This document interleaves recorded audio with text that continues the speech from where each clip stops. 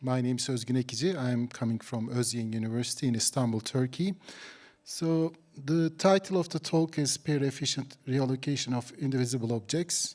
My guess is that most of the people in the audience are already familiar with this problem.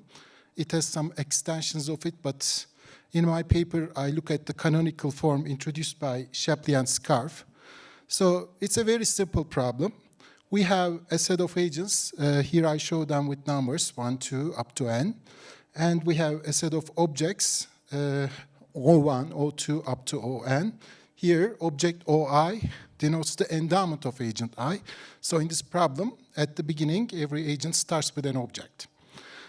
An allocation is a mapping from the set of agents to the set of objects. So basically, it's a matching. It matches agents and objects. A rule is a mapping from preference profiles to allocations. So for any given preference profile, the rule recommends an allocation. And in this problem, we are interested in good rules. And when I say good rules, I mean rules that satisfy desirable properties. Object reallocation problem and its extensions has various applications, various real-life applications. Kidney exchange is one, school choice. Another, we can think of allocation of tasks to employees, etc. So I want to just show you the result of my paper at the very beginning, then I will discuss in more detail. So in this problem, there's a well-known result in the literature, much cited result by Ma. In his paper, one way to put Ma's result is if we confine attention to rules that are strategy proof and individually rational. So think of it as a set. Okay, so this is the set. If additionally we impose parity efficiency as another desirable property, Ma showed that the famous rule in this literature, top trading cycle, it's the only rule.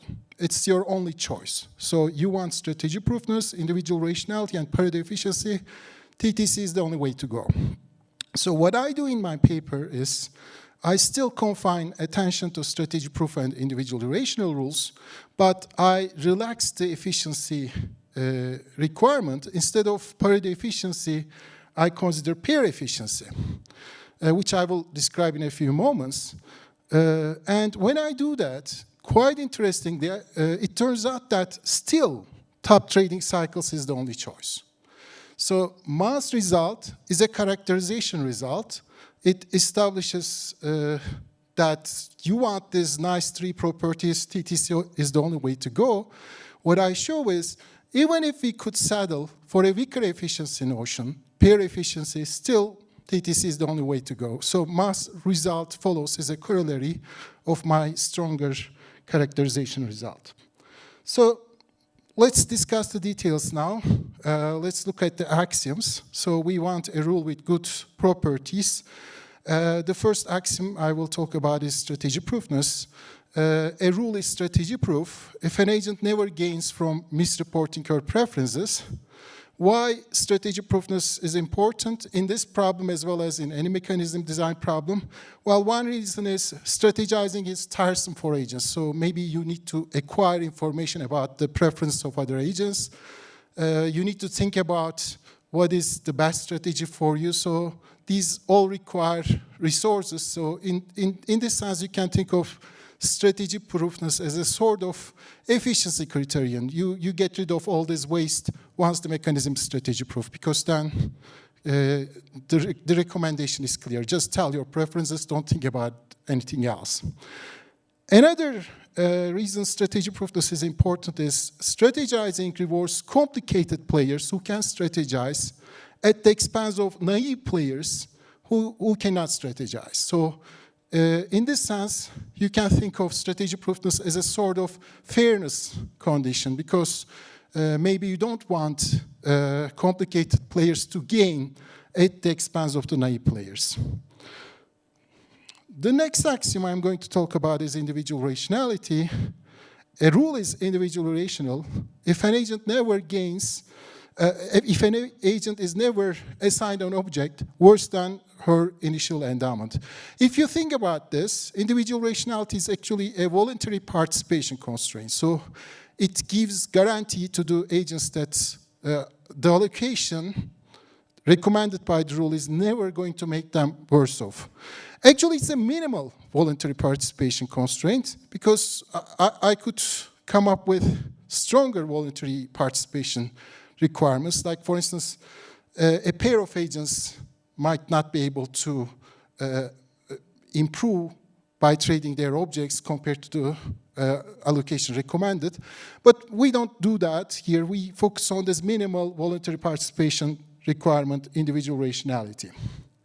So now, top trading cycles, let me describe it at this moment. So I'm sure you guys, most of you know how it works. It proceeds in a stepwise fashion. So at the beginning, in step 1, every agent points to their favorite object, and every object points to its owner. This gives rise to one or more cycles. Then we execute the cycles, which means we give each agent in a cycle the object to which he points. And then we proceed to step 2. In step 2, we remove from consideration the agents and objects that have already been assigned. So for the remaining agents, each agent points to our favorite remaining object. Each remaining object points to its owner. We execute the cycles that come up, and so on and so forth. So, mass result is a characterization result. It establishes an if and only if relationship between top trading cycles and these 3 axioms: strategic proofness, individual rationality, and parity efficiency.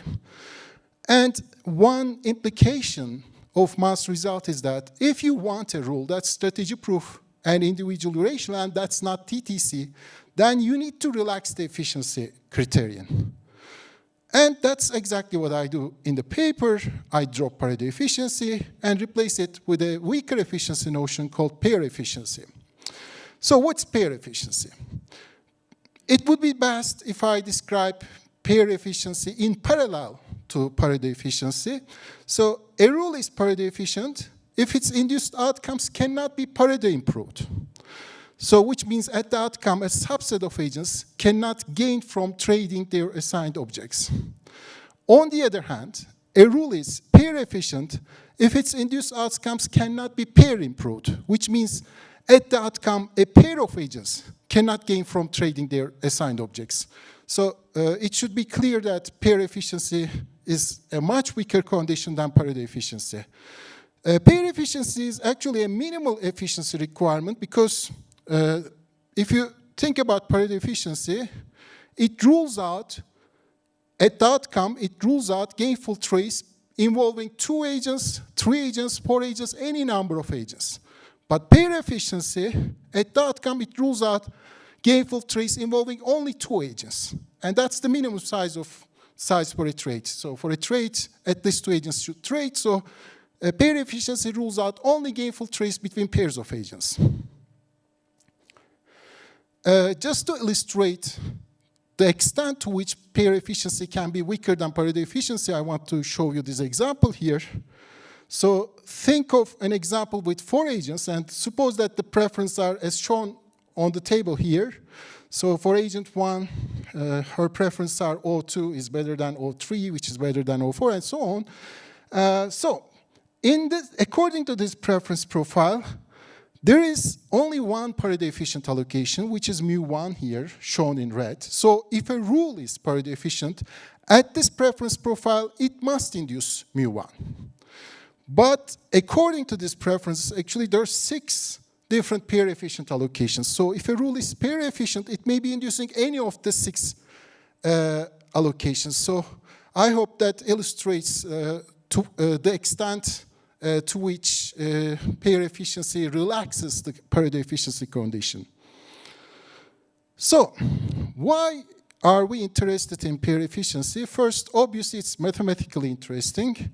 And a lot of times for theory people like me, that's more than sufficient to study a problem.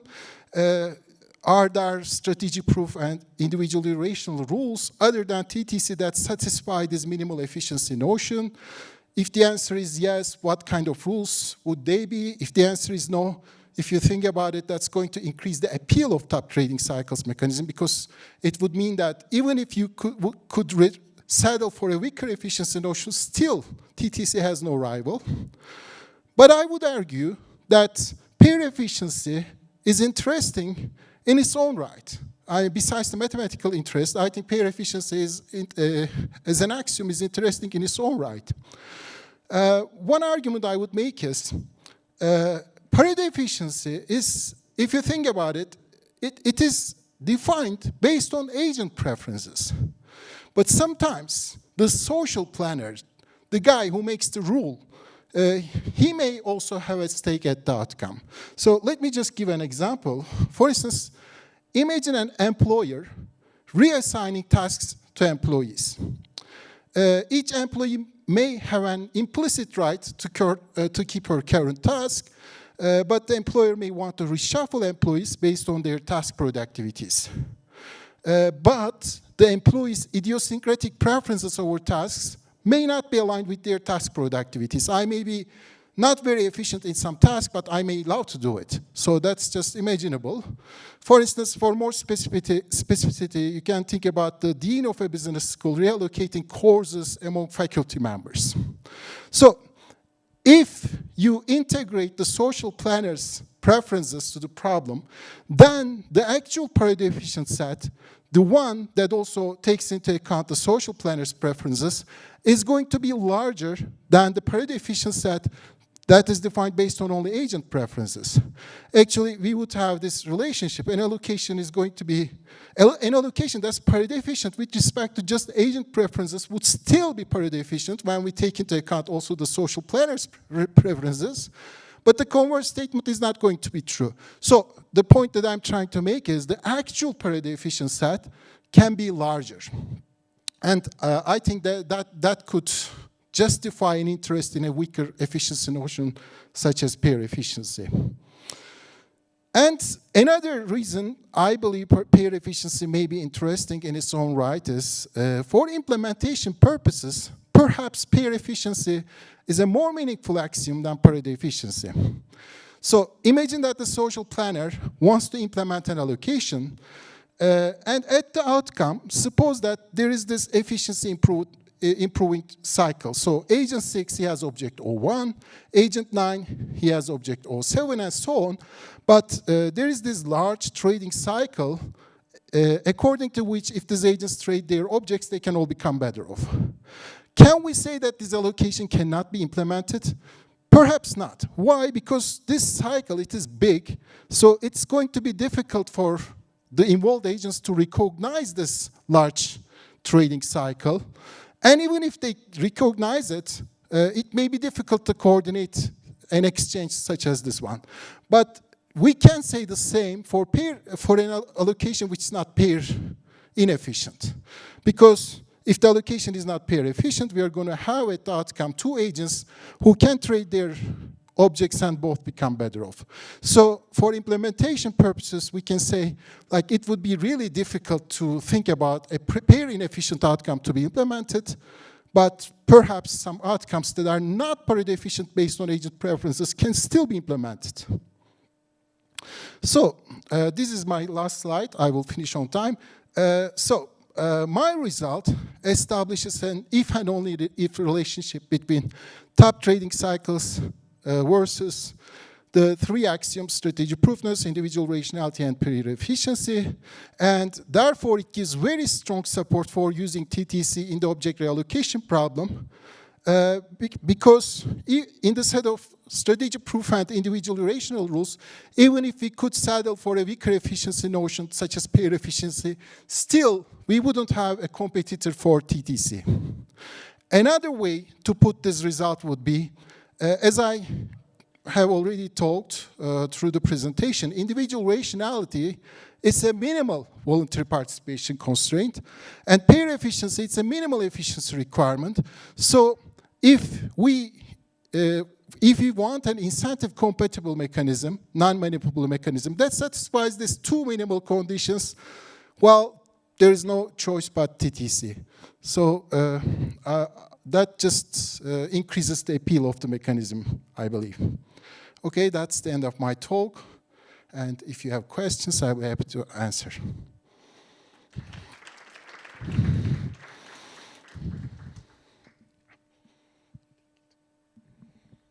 So I actually have a question. Could you give us a sense of how you proved this result? Actually, because I wouldn't have so much talk, I couldn't talk about the proof. I believe my proof technique is quite original. It made it pretty easy to prove the result. So in this literature, usually people prove characterization results through preference replacement technique. So you show that two mechanisms induce the same outcome at some preference profile, and you move from that preference profile to any random preference profile and show that they induce the same thing. I don't proceed that way. I define a metric that measures the difference between two mechanisms, like TTC versus some random mechanism. I define a metric that says, you know, if these two mechanisms are this much similar. And then I show that there is no lower bound about the similarity, which means actually they are the same. And to do that, I use the proof technique by minimal counterexample. And I believe the technique can be exploited for proving characterization results in other contexts as well.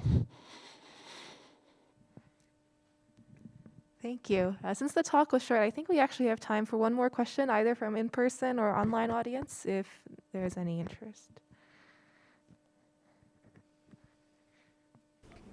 I was going to ask you. Online, there's no question.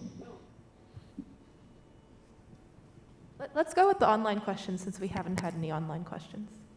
No. There's no online question. There's no online question. Okay, go ahead. I was going to ask, like, what the literature says when you actually have utilities for those preferences. Like, I was wondering if you could have those two conditions without the Pareto efficiency, and then say something like you cannot improve the total utility of priors, like if TTC would be the only mechanism that would do that.